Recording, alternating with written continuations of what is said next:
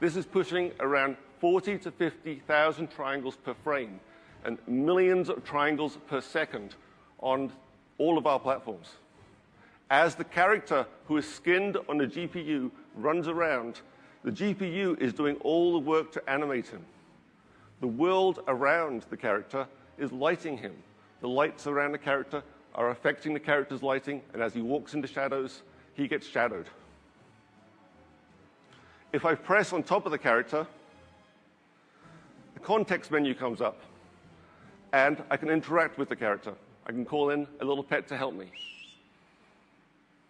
One of the things we did was, in order to be able to easily interact with the world, I want to be able to touch the world anywhere I want to touch. So the control for Quest is I just touch where I want to go, and that's where I go. If I want to interact with something, I touch on it. So in order to be able to interact with my character, I just touch on him. And then the context menu has changed. The context menu is now relevant because my pet is there, and I can go tell my pet to take my loot back to my town or dismiss him. So let's walk through and take a look at the final encounter. You can see, as we run around, the world itself tells a story. There's little bits. There's a demon. He's kind of hungry. The world itself tells a story. There's little bits to go and explore. There's all sorts of exploring. There's all sorts of deep chasms with red lights down below. I love that in games. Whenever I see that, I'm like, how do I get down to that red light? It just invites you into the game environment. I want to be able to see more. So to interact with this demon, same as interacting with my character. He's being very patient, isn't he? I go and attack him, use my large sword, pretty obvious, win my Demon Slayer achievement, and slay him. Now, that interaction was all done by interacting by pressing on top of the character. Now, before we finish the demo, I want to show you one more piece of UI kit that I think is just fabulous.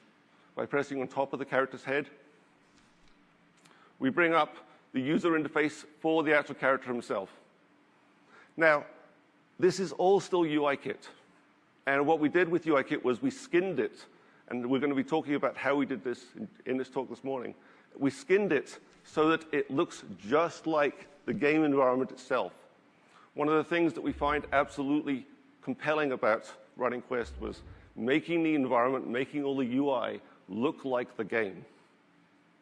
But one of the real benefits about using UIKit was it gives the game the same user interface as every other application on that player's phone. They're already used to to pressing buttons and how they press. They have expectations about how things dismiss and how things come up. So by using UIKit, we give them that same experience automatically. And it works perfectly on top of OpenGL ES 2.0 backgrounds. I should also point out that all of this, all of what you're seeing, is just using the same SDK that you have already. We didn't do anything special. All we did was start at 4 frames a second and go all the way up to 40. Thank you, Jeff.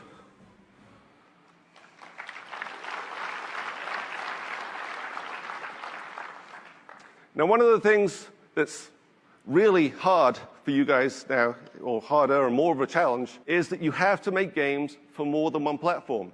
You have to make games for the iPod Touch. The iPod Touch is a challenge because people have their headphones on all the time, and the audio in that game is kind of important. You have to make games for the iPad.